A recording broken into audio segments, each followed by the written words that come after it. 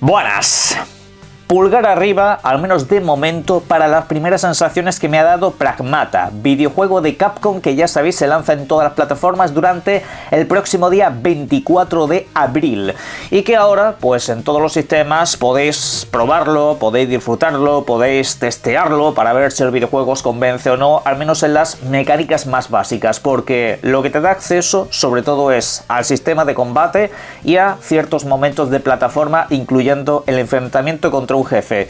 Es una demostración que apenas te puede dar pues para unos 20 minutos, al menos en dificultad normal a mí me ha llevado como 18, luego podéis volver a jugarlo varias veces, te dan ciertas recompensas y puedes echar un vistazo a otras cositas un poco más complejas, pero es un videojuego que desde el primer momento llamó muchísimo la atención de la gente, pero que no ha parado de demorarse en el tiempo.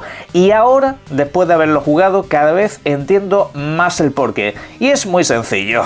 Generalmente los videojuegos propios de Capcom, cuando se utiliza su motor gráfico, suelen tener un déficit muy concreto. Si se trata de videojuegos, digamos, en espacios estrechos, lineales, pasilleros y cosas un poco de este estilo, gráficamente se suelen ver muy bien, pero en el momento en el que pretendes hacer alguna clase de maniobra, la cosa ya se complica un poco, porque suelen ser videojuegos relativamente toscos. Es decir, los videojuegos de Capcom, cuando nos enfrentamos a un Resident Evil y demás, pues tenemos muchas limitaciones de entorno. Nuestro personaje parece que le pesa básicamente hasta el alma. Y claro, pues la maniobra no suele ser la más cómoda del mundo. Eso es lo que se sacrifica para que los videojuegos se vean gráficamente muy potentes. Lo más atractivo posiblemente que tiene todo el panorama japonés. No veo un motor gráfico que luzca mejor que este en prácticamente ninguna compañía. Pero ¿qué es lo que sucede?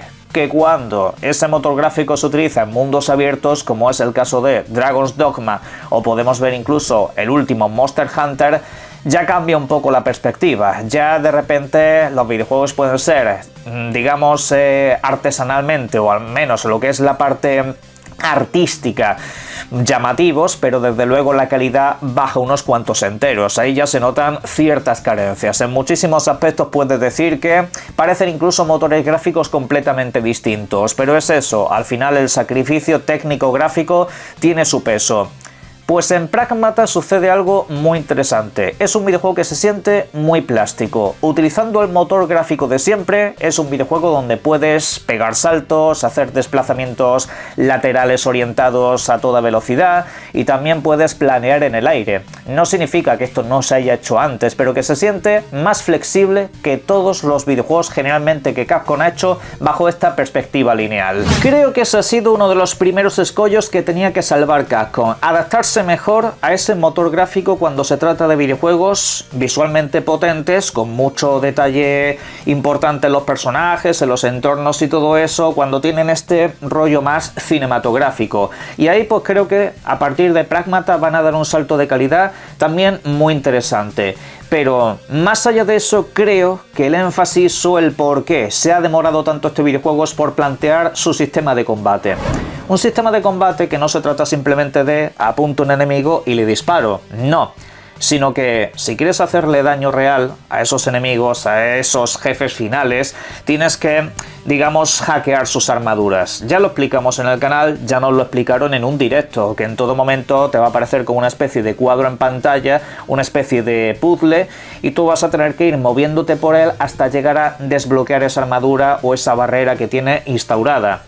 A partir de ahí ya le podrás hacer mucho más daño y así puedes hacer un combate muy sencillo. Esto pues creo que es un sistema muy arriesgado y creo que es a lo que Capcom más vueltas le ha dado hasta que llegue a funcionar, porque desde luego que no es plato de buen gusto para mucha gente que mientras está apuntando a un bicho, a un, yo que sé, extraterrestre o a un robot que se te está acercando poco a poco, tener que estar moviéndote por un puzzle. Y eso es algo a lo que le han tenido que dar muchísimas vueltas para que funcione, porque creo que en origen no sé si tenían este sistema pensado tal cual así, o era un videojuego de acción más simple que no terminaba de funcionar precisamente porque no aportaba nada. Creo que con este videojuego querían aportar algo diferente, al menos en el sistema de juego. En ese sistema yo creo que han querido dar una vuelta de tuerca y para mi gusto, en lo que he podido jugar, al menos por ahora, en los primeros instantes, para mí funciona muy bien. Además hay un detalle en esto que me ha gustado bastante, y es que para moverte por ese cuadro que te aparece en pantalla para hackear a los personajes no utilizas la cruceta, sino que utilizas los botones habituales. En este caso yo, por ejemplo, lo he jugado en Xbox, también un poco en Nintendo Switch, y utilizas pues la A, la B, la X, la Y como botones direccionales. Básicamente en la posición en la que están te vas moviendo.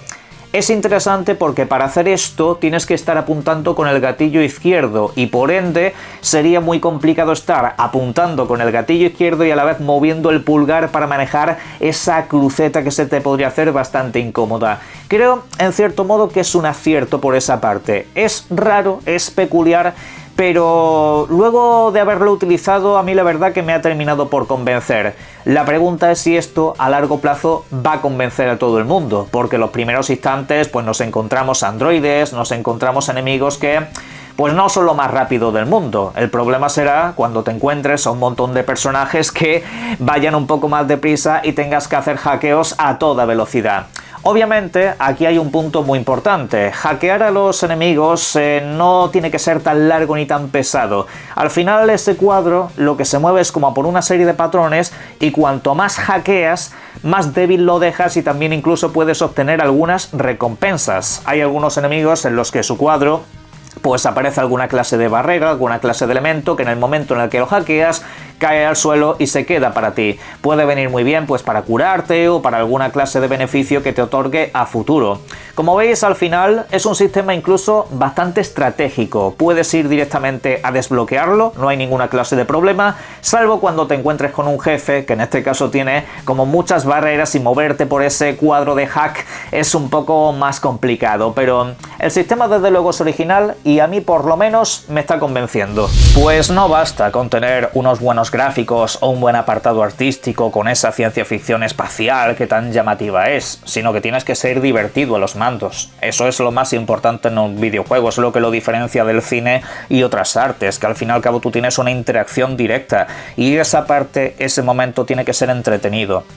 Yo considero que Capcom es una de las 3 compañías que mejor estado de forma tienen en la industria actual, tanto por la cadencia de juegos que saca como por la calidad que tienen estos. Es decir, la calidad de Capcom, incluso con sus videojuegos más randoms, como por ejemplo el caso de Exoprimal, que es lo más diferente que han hecho en los últimos tiempos, funcionan. Son videojuegos siempre entretenidos y tal, pero son siempre lo mismo. Realmente no intentan innovar en ninguna clase de fórmula, y estamos hablando de una compañía que en su momento fue muy importante en ese sentido.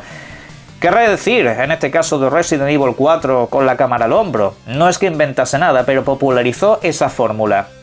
Con Pragmata no sé si van a conseguir eso, pero desde luego Capcom intenta volver a salirse de la tangente, intenta volver a hacer algo nuevo, y además, por cierto, que sale a precio reducido. El videojuego sale por unos 60 pavos aproximadamente, y oye, la calidad técnica a mí me ha sorprendido. Incluso por aquí, que lo estoy dejando en Nintendo Switch, el videojuego tiene unas muy buenas sensaciones en ese aspecto. Y luego, pues lo que digo, en el apartado jugable no sé si crearán tendencia o referencia como lo han hecho con otros videojuegos, pero desde luego que esta gente sabe lo que hace. ¿Cuántos juegos de estilo survival horror hoy en día básicamente han seguido la fórmula de Resident Evil 2 Remake, videojuego lanzado en 2019? A partir de ahí, Alan Wake, Dead Space Remake, todo eso se ha, untado en la fórmula que Capcom ha diseñado, en el estilo de iluminación y en básicamente todo. O sea, esta gente sabe perfectamente lo que hace, y creo que aquí le han dado muchas vueltas hasta que esto funcione. Ya comprobaremos si más allá de estos primeros minutos el videojuego sigue funcionando y tiene pues otros atractivos jugables que todavía no conocemos. Pero sobre esto y todo lo demás, en la caja de comentarios me podéis dejar vuestras sensaciones, si lo habéis jugado, u opiniones. Os invito a que lo hagáis porque la demostración es gratuita, está en todas las plataformas, y a partir de ahí disfruten ustedes mucho de este y todos los videojuegos. Un saludo.